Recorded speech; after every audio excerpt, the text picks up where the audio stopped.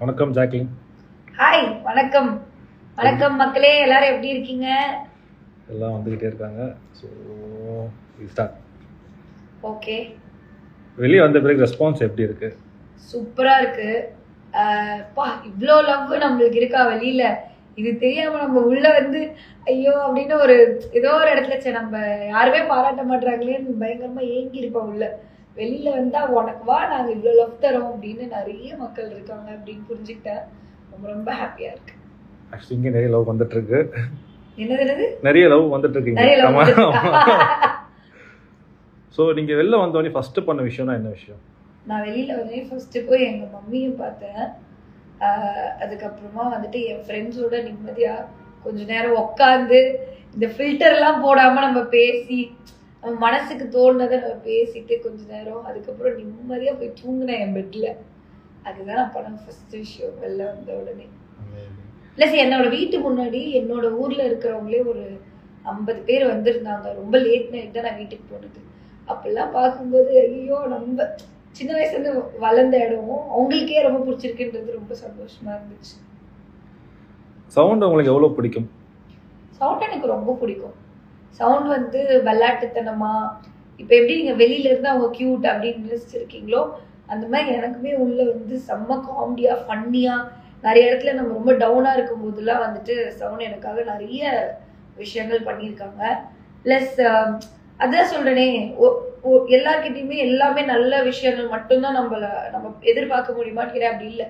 Sometimes sound வந்து கொஞ்சம் திட்டுவா, சண்டை போட்டுப்போம், இதெல்லாம் எங்களுக்குள்ள இருக்கும். பட் யார்கிட்ட தான் இருக்காது அது. வெளியில இருக்க ஃப்ரெண்ட்ஸ் எல்லாருமே அப்படிதானே. அப்படி இல்லைன்னா தான் அது ஃப்ரெண்ட்ஸ். அப்படி ஏதோ இடத்துல நடிக்கிறாங்கன்னு நான் நினைக்கிறேன். 2 பேருக்குமே கருத்து வேறுபாடுகள் இருக்கும், எல்லாமே இருக்கும். பட் ஆனா ஏதோ ஒரு இடத்துல வந்துட்டு எனக்கு அவளை ரொம்ப பிடிக்கும், அவளுக்கும் என்ன ரொம்ப பிடிக்கும்.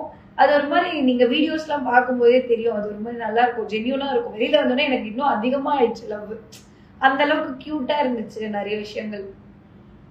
சவுண்ட் ரயான் கிட்ட ஃபோன் பண்ணி பேசுனீங்களா ஜாக்? எஸ், ஃபர்ஸ்ட் வெளியில வந்ததுக்கு அப்புறமா பிக் பாஸ்ல இருக்க கண்டஸ்டன்ஸ்ல யாருக்கிட்ட நான் பேசினேன்னா சவுண்ட் கிட்டேயும் ரயான் கிட்டேயும் தான். நான் ரயானுக்கு ஃபோன் பண்ணேன், ரயான் சவுண்டுக்கு ஃபோன் பண்ணி நாங்கள் 3 பேர் கான்ஃபரன்ஸ்ல பேசினோம். செம்ம ஜாலியா இருந்துச்சு. அதான் சொல்லிட்டு இருந்தோம், வெளியில யார்கிட்ட பேசுறதுன்னு தெரியல, நம்ம 3 பேர் வீட்டுக்குள்ள பேசி இப்போ ஏதோ டிஃப்ரெண்டா இருக்கு அப்படின்னு சொல்லி பேசிட்டு இருந்தோம். செம்ம ஜாலியா இருந்துச்சு, ஹாப்பியா இருந்தது. மீட் பண்ணலாம் அப்படின்னு முடிவு பண்ணியிருக்கோம். கண்டிப்பா உங்களுக்காக நான் வந்து மீட் பண்ணும்போது ஒரு போட்டோ எடுத்து போடுறேன். அமேசிங். டாப் 5ல உங்க மைண்ட்ல யாரெல்லாம் இருந்தாங்க? என் மைண்ட்ல டாப் 5ல இருந்தது வந்து முத்துக்குமரன், தீபக் அண்ணா, மஞ்சரி, சௌந்தர்யா, நானு. ஸோ நிறைய கேள்விகள் பார்த்தீங்கன்னா ரயன் இல்லைன்னா சவுண்ட், எதை சொல்லுவீங்க? யாரை சொல்லுவீங்க? ரயன். சவுண்ட் எனக்கு ரொம்ப பிடிக்கும். ஆனா ஒரு சில இடத்துல வந்து ரயன் என்ன பெட்டரா புரிஞ்சுக்கிறானோன்னு எனக்கு தோணும். பிளஸ் எவ்வளோ பெரிய பிரச்சனை நடந்தாலும், என்ன ஒரு பிரச்சனை நடந்தாலும் ரயன் வந்துட்டு நான் அழுகிறேன், நான் கஷ்டப்படுறேன்னா எனக்காக அந்த இடத்துல யோசிக்கவே மாட்டான் கொஞ்சம் கூட. அது என்னவா இருக்கும், அந்த வீட்டுக்குள்ள வந்து நம்மள வந்து நிறைய இடத்துல ஐயோ இவங்க டாமா பண்றாங்க அது இதுன்னு சொல்லும் போது என்னை ரொம்ப முழுசா நம்பி என் பக்கத்துல வந்து நின்ன பர்சன் வந்து ரயன். ஸோ அப்படி இருக்கும்போது எனக்கு ரயனை ரொம்ப ரொம்ப பிடிக்கும். பிளஸ் நான் ஏதாவது அவனை என்ன சொல்றது, டே இப்படி பண்ணாதரா அப்படின்னு நம்ம ஒரு தம்பி அப்படியே கொட்டி சொல்லும் போது கூட அது அவனுக்கு பிடிக்குதோ இல்லையோ அப்பத்திக்கு ஓகே அப்படின்னு சொல்லிட்டு அதுக்கப்புறம் அவனுக்கு பிடிச்சதுதான் பண்ணுவான். ஆனா அது ஒரு மாதிரி ஸ்பெஷலா இருந்துச்சு அந்த பாண்ட். ஜாக், முத்துவை பத்தி சொல்லுங்க. முத்துவை பத்தி கண்டிப்பா சொல்லுமே, எப்படி கேட்காம இருப்பீங்க. முத்து வந்து அவன் வந்து ஒரு நல்ல காம்படிட்டர். எனக்கு வந்து நான் உள்ள போனதுல இருந்து ஒருத்தர் நான் ஒரு விஷயம் யோசிக்கிறேன் அப்படின்னும் போது ஆப்போசிட்ல வந்து அவனுமே ஒரு விஷயம் யோசிச்சுட்டு வரும்போது ஐயோ என்னடா இது அப்படின்ற மாதிரி ஒரு புதுசா நம்மளுக்கு வந்து அந்த ஒரு காம்படிஷன் ஃபீல் பயங்கரமா கொடுக்க வச்சது முத்து தான். பிளஸ் அது வெறும் வார்த்தைகளா மட்டும் இல்லாம செயல்கள்லயுமே வந்து அவன் நிறைய இடத்துல வந்து ஒரு பயங்கரமான எஃபர்ட் போடுவான். இப்ப வீக்லி வந்து பாத்தீங்கன்னா ஒண்ணு திட்டுவாங்க, இல்ல வந்துட்டு சூப்பர்ன்னு சொல்லுவாங்க. அந்த 2 இடத்துலயுமே முத்து எப்போதுமே இருப்பான். ஏன்னா அவன் அந்த வாரம் அவனையே பெட் பண்ணி அவன் ஒரு விளையாட்டு விளையாடி இருப்பான். அது கெட்டதா இருக்கட்டும் நல்லதா இருக்கட்டும், ஆக மொத்தத்துல கடைசியில மக்களுக்கு அது என்டர்டெய்னிங்கா இருக்கணும். எல்லா டைமுமே நம்ம சூப்பர்ன்னு சொல்ல வச்சிடணுன்றதுக்காக ஒரு மாஸ்க் போட்டுட்டோ ஒரு சேஃபா விளையாடணும்னு முத்து எப்பவுமே விளையாடினதே கிடையாது. அதனால ஒரு அவ்வளோ ஜெயிக்கணுன்ற வெறி அவன்கிட்ட எனக்கு பார்க்கும்போது அது ஒரு மாதிரி செம்மப்பா அப்படின்ற மாதிரி எனக்கு அது ரொம்ப பிடிக்கும். ரொம்ப ஹார்ட் ஒர்க்கிங் பர்சன் அவன்.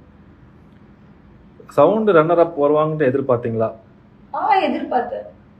ஏன்னா சவுண்ட் வந்து ஜென்ரலி யாருன்னா அதான் வீட்டுக்குள்ள சொல்ற மாதிரி தான். அவ வந்து எவ்வளவு கோவப்பட்டாலும் எவ்வளவு கத்துனாலும் அவகிட்ட நம்மளால தூரமா போவே முடியாது. அந்த மாதிரி ஒரு பர்சன் அவகிட்ட நிஜமாவே ஏதோ ஒரு மேஜிக் இருக்கு. ஏதாவது ஒண்ணு பண்ணி நம்மள சிரிக்க வச்சிருவா. ஏதாவது ஒண்ணு பண்ணி அவ கியூட்டா நம்மள வந்து ஐயோ இவ அவங்களுக்கு குழந்தை இல்ல. நான் வந்து 2 வாரத்திலயும் சொல்லியிருப்பேன் அவங்களுக்கு குழந்தைன்னு. அப்பெல்லாம் என்ன திட்டுவாங்க மொத்த கிறிஸ்டியும் சேர்ந்துட்டு. பட் ஆனா கடைசியில பார்த்தா எல்லா வெளியில இருக்க மக்களுமே அவ ஒரு குழந்தை இன்னசென்ட்னு சொல்லும்போது எனக்கு அது எப்பவுமே அவகிட்ட தோணி இருக்கு. அவகிட்ட அந்த ஒரு மேஜிக் இருக்கு. அதனால நான் நினைச்சேன் முத்து. நான் வெளியில வந்ததுக்கு அப்புறமா நான் டெஃபினட்டா நினைச்சது முத்து சவுண்ட் 2 பேருமே அந்த ஸ்டேஜ்ல இருப்பாங்க அப்படின்றத நினைச்சேன். கமெண்ட்ல ஒரு 50 கமெண்ட் மட்டும் love you Jack, miss you Jack. Love you so much, miss you.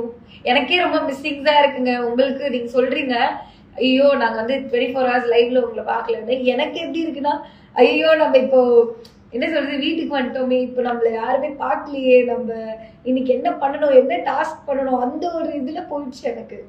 நம்ம டெய்லி ஏதாவது ஒண்ணு பண்ணணும், எல்லாரையும் என்டர்டெயின் பண்ணணும், ஒரு இன்ட்ரெஸ்டிங்கா ஒரு விஷயத்த கொண்டு போகணும்னு யோசிச்சு இப்ப நான் என் வீட்டுல என்னத்த இன்ட்ரெஸ்டிங் ஆகுறது சொல்லுங்க. மீன் குழம்பு தான் இன்ட்ரெஸ்டிங் ஆகும் அப்படின்னு காட்சியில அந்த மாதிரி தான் ஏதாவது பண்றதா இருக்கு. Say me your power of resilience. We love you Jack. Thank you so much. After eviction அந்த மூமெண்ட் வெளியே வந்த பிறகு ரொம்ப ஃபீல் பண்ணோம்.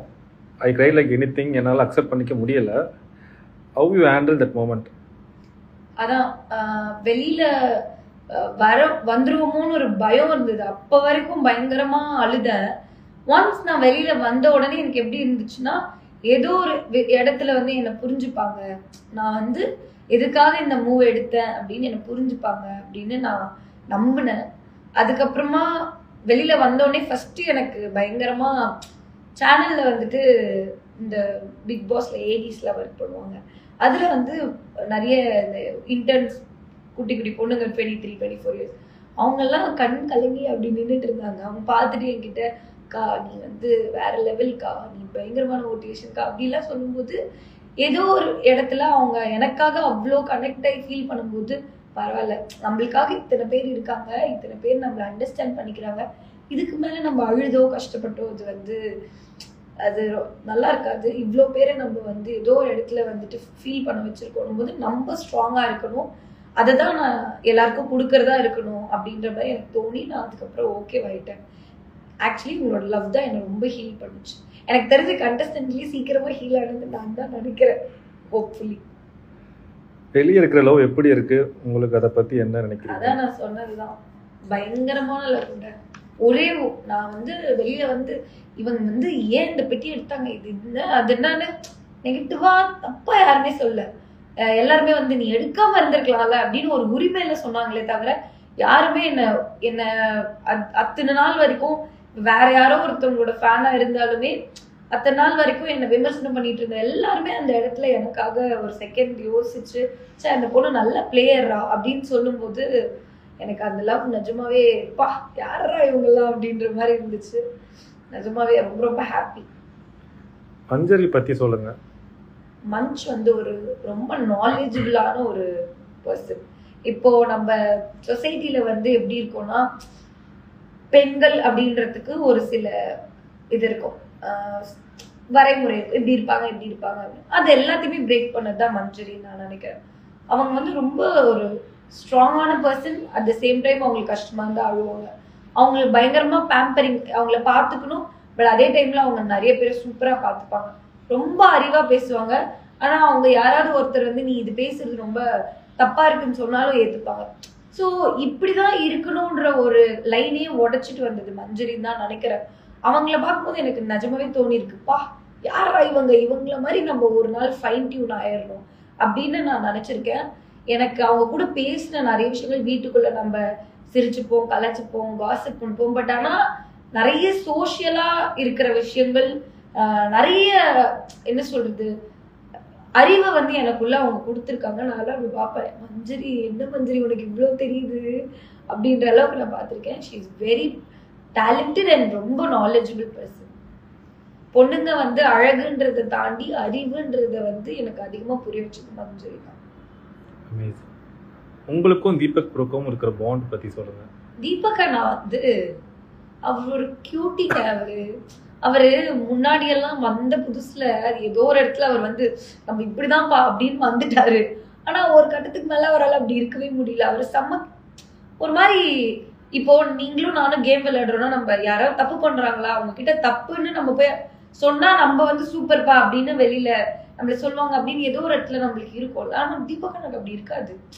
அவங்க தப்பு பண்றதுக்கு முன்னாடி அதை அவர் சென்ஸ் பண்ணிட்டு இது நீ தப்பா பண்ற, எனக்கு தப்பா இருக்கு, யாராவது தப்பு பண்ணிட கூடாதுன்றதுக்காக ஒருத்தர்கிட்டயே அப்படி சொல்லுவார். யாருமே அவர் காம்படிட்டரா பார்க்கவே இல்லை.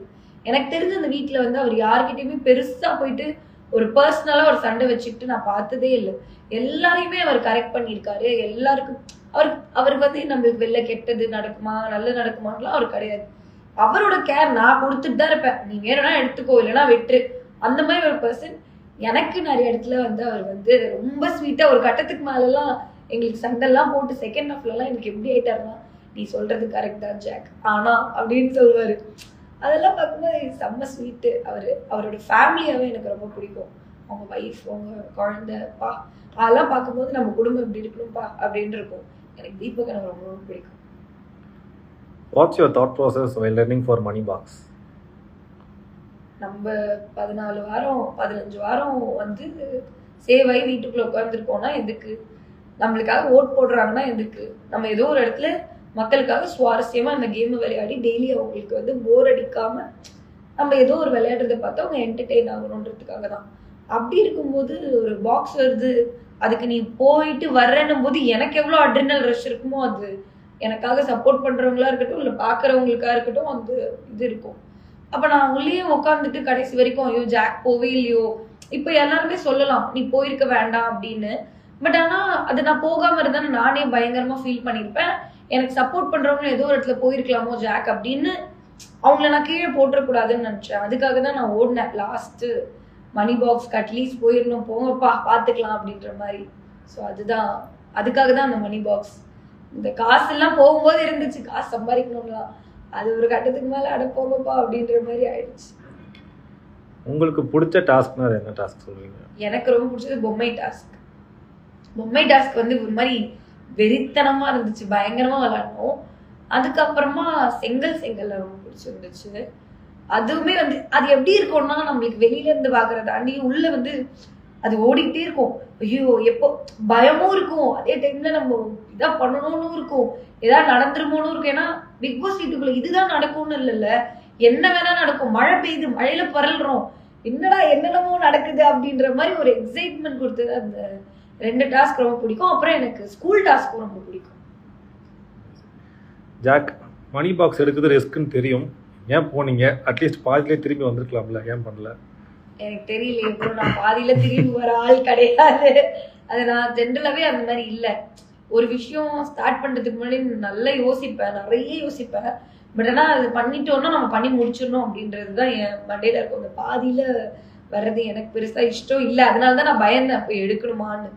ஆனா அதுக்கப்புறமா சரி இறங்கிட்டோம் பாத்துக்கலாம் அப்படின்ற மாதிரிதான் என்னால முடிஞ்ச வரைக்கும் முயற்சி பண்ணேன். அந்த ஒரு 2 செகண்ட்ஸ் வந்து அது அப்படி இருக்கு, அப்படி நடக்கணும்னு இருந்திருக்கு. Just happen. ஆனா அது ஓடாம இருந்ததுன்னா நீங்க கண்டிப்பா ஃபீல் பண்ணிருப்பீங்க. நான் ஓடினதுனாலதான் உங்களுக்கு வந்து கொஞ்சம் ஹாப்பியா இருக்கும்னு தோணுது. நம்ம விஜய் சேதுபதி சாரோட ஹோஸ்ட் எப்படி, அதை பத்தி என்ன நினைக்கிறீங்க? அவர் வந்து ஒரு மாதிரி பிரில்லியன்ட்டுங்க. அவர் வந்து எப்படி இருக்கும்னா அவர் வரும்போது பயமா இருக்கும், அடிவயிறெல்லாம் கலங்கும், ஐயோ இன்னைக்கு என்ன நடக்க போதும் அப்படின்னு. பட் ஆனா அவர் திட்டுறதா இருக்கட்டும் இல்ல கண்டிக்கிறதா இருக்கட்டும், அது ஒரு கட்டத்துக்கு மேல எப்படி ஆயிடுச்சுன்னா அவர் திட்டுவாரு, பட் அதே நேரத்துல உங்ககிட்ட இருக்க நல்லதையும் சொல்லி உங்களை வந்து இதுதான் நீ புரிஞ்சுக்க வேண்டியதுன்றத சொல்லிட்டு போயிடுவாரு. ஸோ அது எத்தனை பேர் பண்ணுவாங்க அப்படின்னா எனக்கு தெரியல. எனக்கு ஒரு கட்டத்துக்கு மேல எங்க கூட சேர்ந்து அவரும் விளையாடினாரோ, எங்களுக்காக விளையாடினாரோ அப்படின்னு தோணுச்சு. அதனால வந்து எனக்கு விஜய் சேதுபதி சார் வந்து ரொம்ப ரொம்ப பிடிக்கும். அவர்கிட்ட இருந்து வாரம் ஒரு பாராட்டு வாங்கிடணும்ப்பா அப்படின்ற மாதிரி உட்காந்துருப்பேன். சம்டைம்ஸ் நடந்திருக்கு, சம்டைம்ஸ் நடந்தது இல்லை. அவரோட கியூட் ரியாக்ஷன்ஸ்லாம் அவர் ரொம்ப பிடிக்கும். ஜாக் என்ன ஜாக் அப்படிலாம் சொல்லும்போது ஐயோ அப்படி இருக்கும். நல்லா இருந்துச்சு. அவர் எனக்கு ரொம்ப கம்ஃபர்டபுளா இருந்துச்சு அவர்கிட்ட பேசுறது. நீங்கள் வெளியில் வந்து மக்கள் சப்போர்ட் பார்த்தப்போ உங்களுக்கு எப்படி ஃபீல் ஆச்சு? ஆக்சுவலி நீங்களும் வின்னர் தான் மக்கள் மனதில். Thank you so much. வெளியில் வரும்போது எனக்கு ஆப்வியஸ்லி நம்ம வந்து மக்களுக்காக தான் விளையாடிட்டு போயிருக்கோம். வெளியில் வந்தோடனே நம்மளுக்காக ஒரு 10 பேராவது இருப்பாங்கப்பா கைத்திட்ட அப்படின்னு ஒரு நிம்மதியில தான் வருவோம். ஆனால் வெளியில் வந்து பார்த்ததுக்கு அப்புறம் இத்தனை பேருக்கு நம்மளை பிடிச்சிருக்கா, இத்தனை பேர் நம்மளை வந்துட்டு சூப்பர்ன்னு சொல்லியிருக்காங்களா, நம்ம வீட்டுக்குள்ள வந்து எத்தனை நாள் வந்து யாராவது நம்மளை நல்லா பண்ணியிருக்கேன்னு சொல்ல மாட்டாங்களான்னு நிறைய இடத்துல நினச்சிருக்கேன். ஏன்னா அந்த வீட்டில் எனக்கு தெரிஞ்சு என்ன மட்டும்தான் எல்லாருமே ஏதோ ஒரு கட்டத்தில் வந்து தப்புன்னு சொல்லியிருப்பாங்க. அப்போ வந்து யோசிச்சா யாருக்கா ஒருத்தருக்கா தெரிஞ்சிடாதா அப்படின்னு நிறைய இருந்துருக்கா. நான் வெளில வந்ததுக்கப்புறம் தெரியுது இத்தனை பேரும் உன்னை சப்போர்ட் பண்ணிட்டு தான் இருக்கோம், நீ ஏன் கவலைப்படுற. நான் அப்புறமா தான் நான் ஃபீல் பண்ணேன், வீட்டில் இருந்துலாம் ஏன் வந்து நீ அழாதுன்னு சொன்னாலும் எனக்கு அப்போ தான் புரிஞ்சுது. நீ ஏன் அழுகுற, உனக்கு இத்தனை பேர் வெளியில இருக்காங்க அப்படின்றது தான் எனக்கு நிஜமாவே ரொம்ப சந்தோஷமா இருந்துச்சு. அதுவும் நிறைய பேர் எனக்காக அழுதாங்கன்னுலாம் தெரியும் போது அவ்வளோ ஈஸியாக அது வராது அப்படிங்கும்போது எனக்கு புரிஞ்சுக்கிட்டேன். Thank you so much. ஜாக், ஏதாவது மோட்டிவேஷன் ஸ்பீச் கொடுங்க அப்படின்னு கேட்டிருக்காங்க. இவ்வளோ நேரம் நான் பேசுறது மோட்டிவேஷனல் ஸ்பீச் தான் நினைக்கிறேன். ஒன்றும் இல்லைங்க, எந்த பிரச்சனை இருந்தாலும் பார்த்துக்கலாம், ஜாலியாக இருங்க, யாரை பற்றியும் கவலைப்படாதுங்க, உங்களுக்கு என்ன பிடிச்சிருக்கோ அதை பண்ணுங்க, அவ்வளோதான். நீங்கள் இப்படி தான் இருக்கணும் அப்படி தான் இருக்கணும்னு இன்னொருத்தவங்க சொல்லணும் இல்லை சொல்கிறாங்கன்னா நீங்கள் அப்படி தான் இருக்கணும்னு அவசியம் இல்லை. உங்களுக்கு என்ன பண்ணணும்னு தோணுதோ, உங்களுக்கு என்ன பிடிச்சிருக்குன்னு தோணுதோ அதை பண்ணுங்க, எதுவாக இருந்தாலும் பார்த்துக்கலாம். அமேசிங். கப்பு யார் வேணாலும் ஜெயிக்கலாம், கப்பு யார் வேணாலும் ஜெயிக்கலாம், பட் அந்த கப்பே எங்கள் ஜாக்கு தான். நீங்கள் வேறங்க அப்புறம் வந்து இந்த கமெண்ட்டை போட்டது யாரு அப்படின்னு சொல்லிட்டு சொல்லுவாங்க. பட் இல்லை, என் கப்பு ஜெயிக்கிறது அவ்வளோ ஈஸி கிடையாது என்னை பொறுத்த வரைக்கும். அது ரொம்ப டிசர்விங்கான ஒரு பர்சனுக்கு தான் போயிருக்கு நான் நம்புகிறேன். இப்போ இல்லை, நான் அது இங்கே இருக்கும்போதும் சொல்லியிருக்கேன், பிக் பாஸ் வீட்டில் இருக்கும்போதும் சொல்லியிருக்கேன். ரொம்ப ரொம்ப ஹாப்பி முத்துக்குமரன் இந்த கப்பு வாங்கினதுக்கு. பட் ஆனால் நீங்கள் எம்எல்ஏ இருக்க லவ்ல இதை சொல்கிறது ரொம்ப ரொம்ப நன்றி. ஸோ மக்களுக்கு என்ன சொல்ல விரும்புகிறீங்க? மக்களுக்கு என்ன சொல்ல விரும்புகிறேன்னா, 15 வாரம் ஒரு பொண்ணு வந்து நாமினேஷன்ஸில் இருக்குது அப்படிங்கும்போது ஏன் அந்த பொண்ணை திருப்பி இவங்க நாமினேட் பண்ணுறாங்க அப்படின்னு சொல்லி நீங்கள் சப்போர்ட் கொடுக்கலன்னா என்னப்பா, நான் கொடுக்குறேன்னு வெளியிலேருந்து இத்தனை பேர் எனக்காக சப்போர்ட் பண்ணியிருக்கீங்க. கண்டிப்பாக பிக் பாஸ்க்குள்ளே மட்டும் கிடையாது, இப்போ வெளியில் வந்தும் என்னோட அடுத்தடுத்த ப்ராஜெக்ட்ஸ் மூலமாக உங்களை ஏதோ ஒரு விதத்தில் வந்து என்டர்டெயின் பண்ணிகிட்டே இருப்பேன். நீங்கள் என் மேலே வச்ச நம்பிக்கையை என்னால் முடிஞ்ச வரைக்கும் காப்பாற்ற ட்ரை பண்ணுவேன். ரொம்ப ரொம்ப நன்றி, தேங்க்யூ ஸோ மச். அண்ட் கடைசியாக தயவுசெய்து இப்போ பிக் பாஸ்லேருந்து வெளியில் வந்த நிறைய பேருக்கு வந்துட்டு ஏதோ ஒரு இடத்துல ஒரு சின்ன தவறுகள் பண்ணியிருப்பாங்க. அதை வந்து நம்ம அவங்க கிட்ட பிக் பாஸ்க்குள்ளே இருக்கும்போது நம்ம விமர்சனம் பண்ணதெல்லாம் சூப்பர். இப்போ நம்ம அவங்கள விமர்சனம் பண்ணும்போது ஆல்ரெடி கொஞ்சம் மென்டலி கொஞ்சம் ஏதோ ஒரு இடத்துல டிஸ்டர்பாக இருக்கும்போது நீங்கள் இதையும் திருப்பி நீங்கள் அது ஃபேன்ஸ் அப்படின்னு ஏதோ ஒரு இடத்துல சண்டை போடும்போது அது கண்டிப்பாக அந்த ஒரு குறிப்பிட்ட பர்சன்ஸ்க்கு வந்து கஷ்டமாக இருக்கும்னு நான் நினைக்கிறேன். எனக்கு தெரிஞ்சு எனக்கு யாரும் அப்படி பண்ணல, நான் மற்றவங்களுக்கு பண்ணும்போது பார்க்குறேன், அது எனக்கு தெரிஞ்சு அவங்களே விருப்பப்பட மாட்டாங்கன்னு நினைக்கிறேன். எல்லாமே கேம் தான், எல்லாருமே ஒரு இடத்துல வந்து தப்பு பண்ணதான் செய்வாங்க அப்படின்றத ஏதோ இடத்துல ஏற்றுக்கிட்டு ப்ளீஸ் யாரையுமே யாரும் ஹர்ட் பண்ணாதீங்க. Thank you so much. Thank you. All the best for your future. Thank you.